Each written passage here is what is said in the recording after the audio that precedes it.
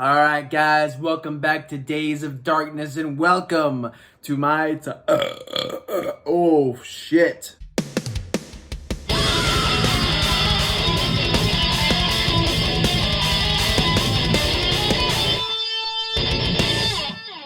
Take two. All right, guys, welcome back to Days of Darkness, and welcome to my top 20 horror films of all time. Surprise, right? I know this is going to be very, very much so out of nowhere. I didn't really promote this until, the week of. And yeah, man, I just figured, hey, we're rocking and rolling with the Alien and Predator series. But, and in movie reviews in general, sometimes I like to take a little bit of a break, and I like to do more of a... I'm not going to act like doing a top 20 of anything is unique for YouTube. But, I do like to take a little time and do something a little different on the channel. This is largely a movie review channel as of right now. And I thought, hey, why not just put out a pretty fucking big list, man? Like, people have been asking me about this forever. Sometimes I'll get people, what are your top 5 slashers, or your top 10 this, or top 15 that, yada yada. So I just thought it would be a good idea to just do the big one, man. And yes, if you were wondering, this list was fucking hard.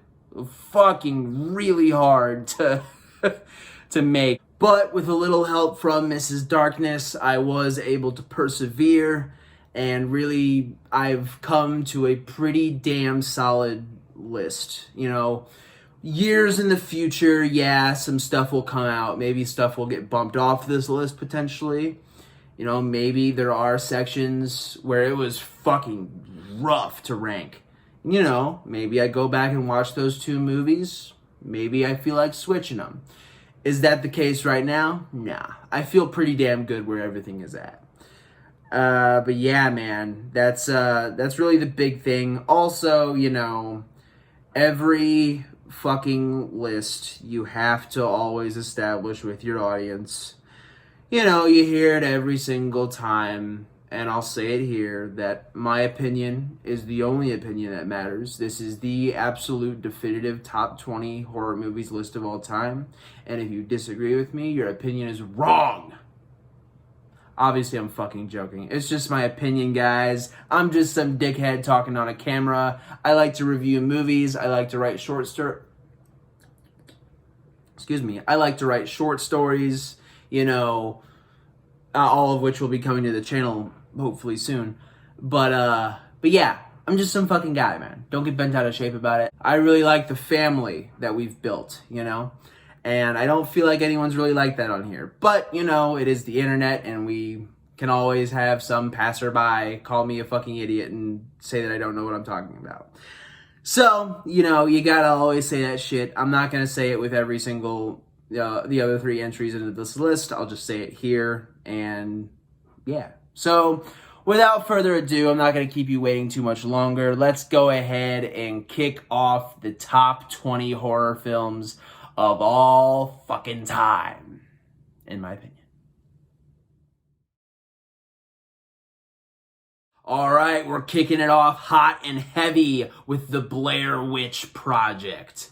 Holy shit, guys, this movie fucking rules. And just so everyone is aware, did Blair Witch Project take the last place on this list of mine? Yes, it did. Do I think Blair Witch Project is a piece of dog shit? No, absolutely not. I think the Blair Witch Project is fucking awesome. Do I think there are 19 horror movies that are better? Yes. And we will get to 4 of those in this very video. But do not be mistaken. You think of all of the horror that is out there, and for me to say that the Blair Witch Project is the 20th best horror movie of all time, that's saying a shit ton, dude. Now, here's the thing. This was a very divisive horror movie. Very, very, very divisive. It was the thing to joke about. A lot of people didn't like it. A lot of people didn't get it. POV and found footage was not really...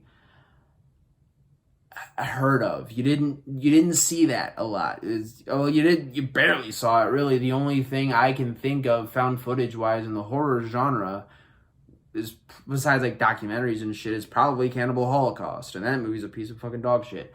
But yeah.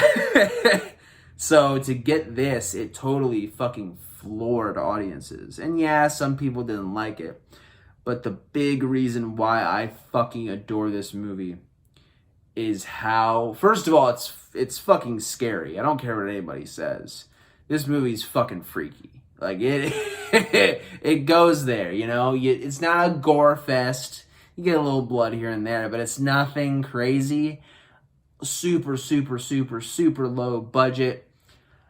But it's the fact that these people, these filmmakers and the actors were able to convince people that what they were seeing was real. Did everyone believe it? No, of course not. But a good amount of people did, dude. This movie came out in 99. I was 2, so I don't remember the release of it. I remember certain things from when I was 2 years old, but not this. Probably because my parents were keeping me the fuck away from horror, as you know, when I was a little kid. But yeah, man, I remember my brothers and sister in like the previous, not the previous, the later years after this movie had been, you know, released and everyone knew about it and you either liked it or you hated it. And like, I don't remember if they necessarily thought it was real, but it was just the point that you didn't get presentation like this. You didn't get like, oh, you know, we found this footage of these dead kids, like recording their last days in the woods, and just the element of them getting completely, totally, utterly lost in the woods. You know, it's fucking scary, man. It is a scary fucking movie. And yeah, no, we don't get any jump scares. We don't get we don't see the Blair Witch at all in this movie. Like, not once. We just get all these subtle, creepy fucking things in the movie. The stick figures, the shit outside of the tent. We never ever see the Blair Witch, which is something that I love when horror movies do. I love when you don't show a whole lot of the antagonist, if at all. And, you know, people will talk about Jaws or Alien. I think Blair Witch belongs in that conversation as far as doing that well. You don't see the Blair Witch at all. There's nothing. And I just think it's so fucking scary. At the very end, spoilers for all these movies, sorry in advance, but at the very end, the 2 dudes are dead and the girl's just in that cabin. And you can hear, you know, she drops the camera and you can tell that she sees something. And you just hear the panic and the terror in her voice. And then it just goes dead silent.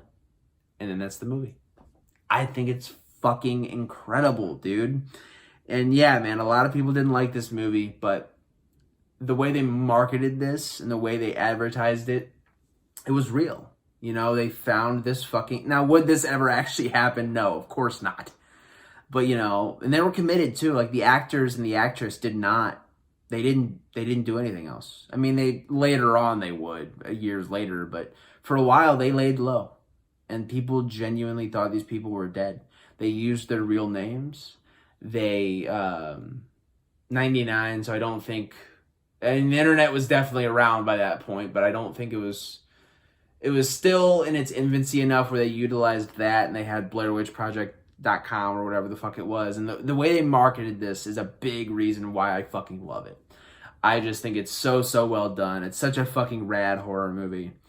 And yeah, man, as far as like the Blair Witch Project, Book of Shadows and all that shit, it's a mixed bag, you know. I saw the one sequel they did in like 2016, I want to say. It was fine. Yeah, it was cool. It's just more of the same shit. But to me, you can't beat the original as far as this is concerned. And I fucking love Blair Witch.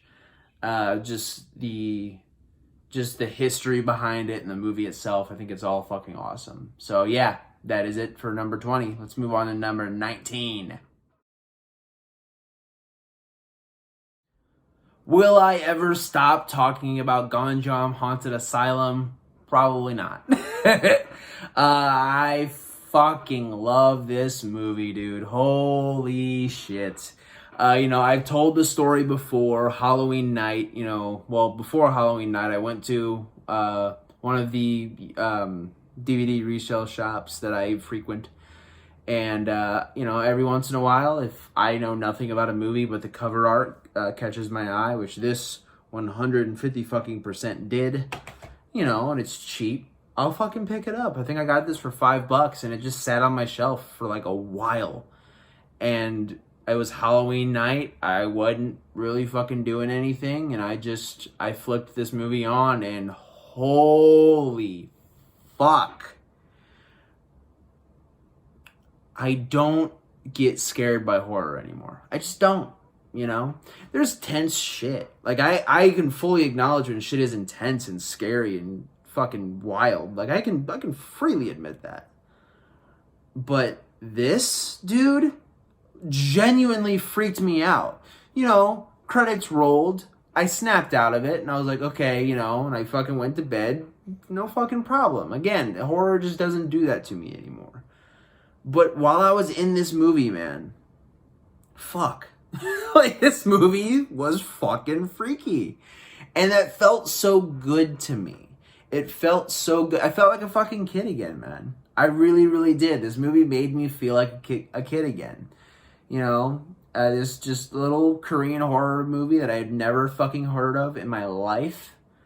It just did it for me, dude. It was fucking rad. As far as the movie itself goes, I love the premise. It is an age-old, done to death premise, Film crew goes into a haunted or spooky place, either an abandoned hospital or a mansion or the woods, we just talked about Blair Witch. And that's that. But where this movie excels and far exceeds, other movies of this premise, and yes, does exceed by a little bit, Blair Witch Project, is the execution, dude. The scares in this movie. First of all, yeah, there are jump scares and shit like that where people just bitch about them ad nauseum, no matter what, if they're good or bad. When they're done well, I appreciate them. And all of the ones in this are done well. But the fucking tension in this movie, dude. When they set up a scare, and there are some that I'm thinking of now, and I'm getting chills just thinking about it. There are scenes in this movie, dude, where it is unfucking relenting. It is soaked in fucking dread and despair. There's no fucking escaping it. And the way, the found footage is utilized, we'll get shots where they drop the camera and you just see something. I won't say what, but you see something and it's just there. And the camera's just holding on it. And there's no looking away. There's no, me personally, I had like my pillow, but I was so enthralled with the movie that I kept doing this. Again, felt like a fucking kid again, man. It was great. And it was just so, this movie just does not let up in the horror department at all. The scares are fucking rad. Is it a little paint by numbers with the premise? Yeah, of course it is. But goddamn, dude. I think the world of this fucking movie, man. I really, really love it. It's a regular Halloween movie for me now. I fucking dig it, man. I love this movie. Moving on.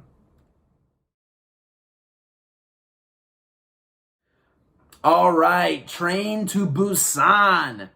Holy shit, man. I remember watching this movie for the first time, and while Ganjam Haunted Asylum scared the shit out of me, and don't get me wrong, this movie's fucking freaky too. What this movie did was, it actually made me fucking tear up. It actually fucking got a couple tears out of me, man. The ending, we'll get to it, but just the movie in general, dude. Like, while yes, the zombie action is fucking killer, the way Koreans do horror is so great to me. and the way they do zombies is so fucking rad, because they're just, you know, I am all for, I adore, I don't want to say The Walking Dead, because people will think the show. I have my feelings about that show. I'm gonna get people like, I'm gonna get Walking Dead fanboys hating on me. Don't get me wrong, I like the show. We're not talking about that right now. But I am all for the slow, plotting zombies. You know, I'm all for the idea of getting cornered and them just like lurching towards you and getting closer and closer. I fucking love it. But a lot of people poo-poo the running zombie. I am not one of those people, man. I think it's fucking awesome. I love running zombies, them just falling all over each other, and it's like this wave of rotting flesh and growls and screams just hurtling towards you. That's fucking terrifying, dude. Oh my God. And I think all that's done super well. But to me, the emotion department is what really, and the story is what really, really carries this movie for me. The character work in this, there's one guy who's just a fucking piece of shit human being. Just awful, terrible, horrible. Ugh. Like, still one of my most despised horror movie characters of all time. And they do it really, really well. You know, you're rooting for the father character this whole movie, because he's a selfish person, but he's starting to get over that, and it's a great arc with him. You know, the little girl in this is adorable, and you know, I'm not gonna act like horror has just never killed off a kid. It happens a lot, more than people would think. But yeah, this is one of those movies where people, like, you actually are concerned for the little girl. Like, she gets in some spots where you're fucking scared for her, you know? And I love when a movie is able to make me react to these characters like they're real people. You know, it's a difficult thing to do. In this movie, like, the entire time, I'm genuinely invested in these people, not these characters, these people. And you combine that, obviously the train, it's in the title. The train sequences are fucking great. I love the element of them. Ooh, excuse me. I'm gassed to the fucking gills today, man. Holy shit. But moving on. The train sequences are fucking awesome. Again, those zombies just piling on top of one another to get to the fresh meat. All of the tension that they utilize there. And just all the other set pieces in this. The movie is just very, very well done. And, you know, it's probably the strongest emotional horror movie I've ever seen in my life. And I mean that. It's fucking... Well, there are some that are in contention, and we will get to those later on in this list. But this is one of them, man. This movie is so fucking rad. I really, really dig it. So, not going to ramble too long about it. Moving right along. All right, A Nightmare on Elm Street 3. Now, here's the deal where we gotta talk about the factor that nostalgia will play in this fucking list. Because as we go on in the other videos, you will see nostalgia plays a fucking huge role in this list. You know, with my number one favorite horror movie of all time, I'll give you a wild fucking guess what that is. Spoiler alert, it's in the frame, and it's right next to my fucking head right now. I don't really see that as a spoiler. It's been talked about on this channel forever. But yeah, man, nostalgia is a huge thing for me. Is it fair? No. Not at all. Do I acknowledge that Train to Busan has far exceeds Nightmare on Elm Street quality-wise in some spots? Yeah. I can fucking say that. I can say it about the 3 previous films in this list. But this is my list, and it's the list of movies that I like and love. And yeah, dude, fucking Nightmare on Elm Street 3 is beautiful. About the film itself. This is Freddy Krueger at his best. You know, we reviewed the Nightmare on Elm Street series a little while ago on the channel. So if you want my in-depth, real big, you know, movie review about it, go over on the channel and help that video out a little bit. But I just think Freddy Krueger's at his absolute best here. You know, you get that nice blend. I love Scary Freddy in the original, don't get me wrong. I love purely horrifying with a little quip here and there Freddy. But to me, there is a large part of Freddy Krueger that is a comedic character. And that should be utilized. And I think that they blend the mixture of horror and comedy so fucking well with him. And then obviously the performance by Robert Englund is a big part of that as well. I think the world of the utilization of Freddy Krueger in this movie. We go on from that. The fucking kills in this are brutal. That is a weak point with me with the original Nightmare. Obviously, aside from... Well, I shouldn't say that, actually, because we get some pretty fucking good shit in there. But to me, man, Nightmare 3 still outranks it with the kills. Just the guy getting his tendons fucking ripped out, and he's, like, puppeteered through the hallways of the halfway house, or whatever you call it. That's obviously fucking brutal. Ends with him getting, cut off and falls, And there's so many fucking great kills, not all of which I can remember, obviously. Like, welcome to prime time, bitch! Like, that's a given. But, there's so many good, memorable kills in this. And another part of it, that's why it's my favorite Nightmare movie and why it's on my top 20, is to me, this movie wraps up the Freddy Krueger trilogy perfectly.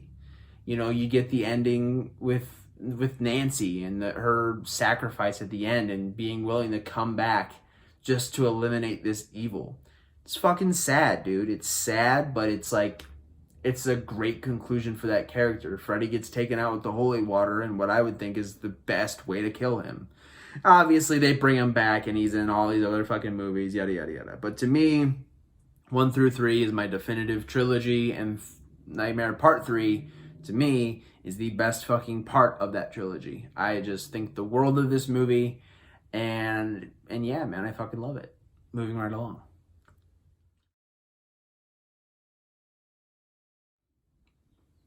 Candyman.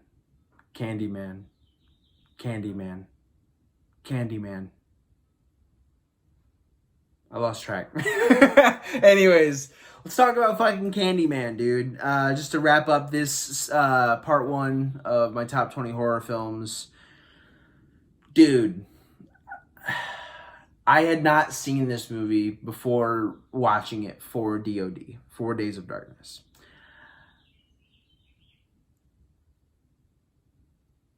I don't know if you guys can hear that, but there's a bird in my attic. Attic? Addict. No, not addict. Whatever. I'm a writer, by the way. Okay, moving on. Sorry, that was ADHD. It does shit right there. My bad. But moving on. I hadn't watched this movie before I watched it for DOD, and holy shit, man. This movie just fucking blew me away. It was one of those times, if it's a movie that I've seen multiple times, like Predator or something like that, I know what I'm getting. I can damn near quote the fucking thing. I don't really need to take a whole lot of notes on it. I will here and there.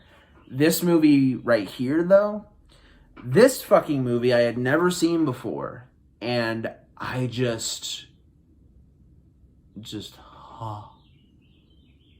like, I was enthralled. I barely took any notes. Like, I think I took notes in the first 20 minutes.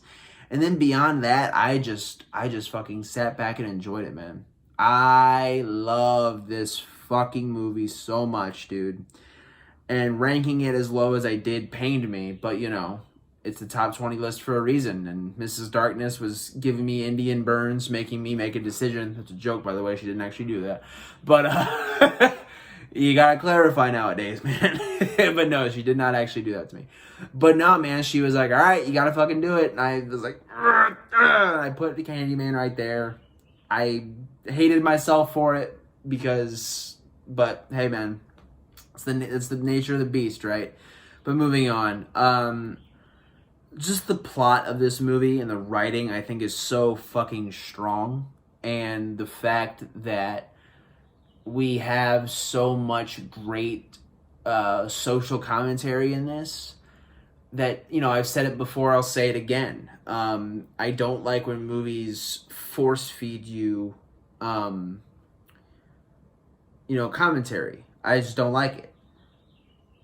I don't think it's necessary. I think it's fine if you want to have a message in your movie, but don't compromise the movie to deliver that message. If you want to do that, make a fucking documentary.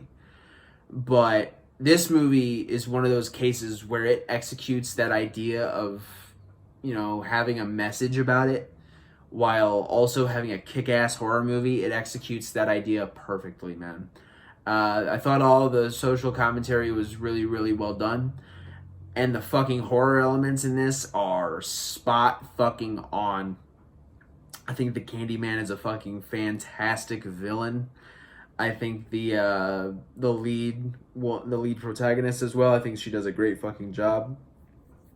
And there's great chemistry between those two. Obviously not in the traditional sense. It's not like we have them just kind of sitting around, talking over a cup of joe or anything like that. But it's just when those two are on screen together, I think it's fucking magic. And, Tony Todd's performance as Candyman is so fucking strong. And I think I genuinely could not picture another person in that role and in that coat. I couldn't see it, man. There's no way. But also, Helen, I think she does an absolutely fantastic, I can't remember the actress's name right now and it's killing me, but I think she carries this movie just as much as Tony does. I think she is absolutely fucking magnificent in this. Very, very gorgeous woman. And yeah, dude, she just fucking kills it in this movie. I think she does a great job. I think, and probably my favorite element of this movie, well, yes, the writing is very good and the social commentary is very good. To me, the best part about this movie is the fact that it's an old school fucking ghost story type deal. It's, again, I love those folktale, gather around the campfire and tell a horror story to start us off. And while, we don't have a literal campfire, this whole movie is based upon a legend, an urban legend. And I think it's just so fucking rad, man. I love that. I love when movies are able to do that and do it well. And you would be very, very hard-pressed to find a better campfire urban legend story than Candyman. I adore this movie, and I think it's fucking fantastic. But yeah, guys, that'll do it for the first installment of the top 20 horror films of all time. Thank you for stopping by and supporting. Obviously, we will get back into the Alien and Predator series at some point as wind tries to capsize my house. But we will get back into that series very soon. I just wanted a little change of pace to do something a little different. And by God, that's what we're doing. So thank you guys as always for stopping by. I'm looking forward to giving you the next 5 entries in this list next time on Days of Darkness. But until then, take care of each other, take care of yourselves, and for the love of all things unholy, keep watching horror. All right, guys. Have a good day.